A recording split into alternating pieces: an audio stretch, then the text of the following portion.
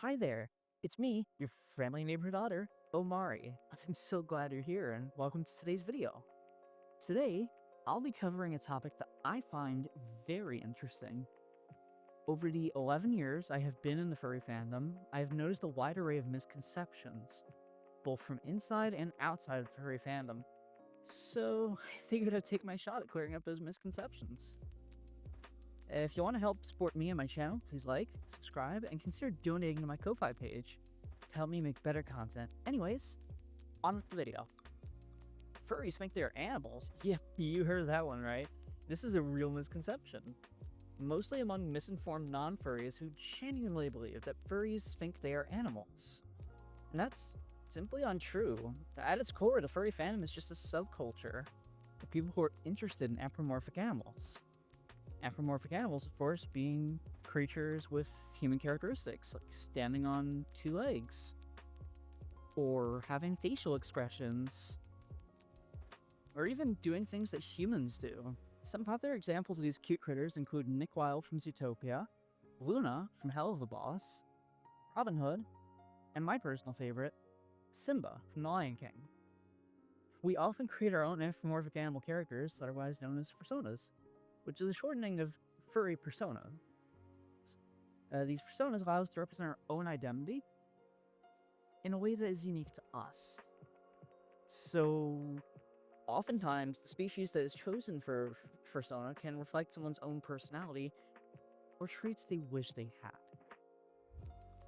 So, as you can imagine, this community attracts a lot of neurodivergent folks such as myself who struggle greatly with self-expression. And these characters give us a medium to do so with a lot more freedom. Next up, all furries are zoophiles. What? Yeah, this is a crazy one for sure, but it's one that comes up a lot more often than you might think. And it all started in 2003 with an episode of the famed American crime drama series, CSI, Crime Scene Investigation. The episode being none other than Fur and Loathing. This episode released October 20th, and oh boy, it's terrible. Just terrible. It's one of the most universally disliked episodes in television history, and that's in part due to its gross portrayal of furries as a community of sexual deviants who like to do the devil's tango on animal costumes.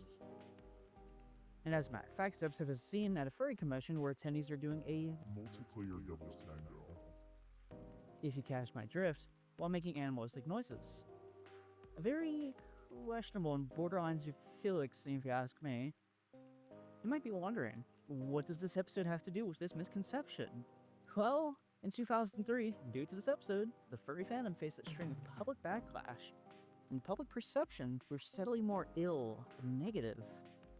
Truth is, though, hardly anyone in the fandom is a zoophile, as they are generally despised, seen as depraved, and, in my opinion, they should seek mental help. Or jail self they're having ditty party with their pets.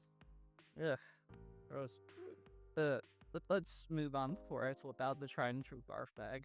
Our next misconception is one that's a lot less depraved, and in fact, it's probably the most unserious one I'll be covering. You need a fursuit to be a furry, because all furries wear fursuits. I too once believed this, but the reality is that while fursuits are often the first thing that comes to the general public's mind when they think of the furry fandom, only approximately 15 to 25% of furries own a fursuit, which are mascot-like outfits. These fursuits are often worn at special events like parades, conventions, or even meetups. The reason so few furries own a fursuit is mainly due to the high cost, as it's generally seen as a luxury item, as fursuits can range anywhere from $500 all the way up to over 10 grand. So really, you do not need a fursuit to be a furry at all. All you need is to love anthro animals. Alright, so next up, furries are delusional or even dysfunctional? Yeah, so while I'm sure this is true for some people within fandom, it's not really an appropriate generalization at all. After all, furries are just people who express themselves in anthropomorphic animals through art, storytelling, and other creative outlets. Furries use litter boxes at school? Yeah, this one is super quick to explain away. See, it's plain untrue. As around 2021 and 2022, there were some false rumors being spread by major press outlets about litter boxes being provided for furries in schools. These rumors were part of the cultural backlash against transgender accommodations in American schools. And for the last misconception for this video, the furry fandom is all about the Devil's Tango? Well, yeah, a part of the furry fandom's origins revolved around creating a sex-positive and kink-friendly space. The fandom was originally intended to be adults only, but as time has gone on, it's naturally evolved, and it's presently inclusive for all ages.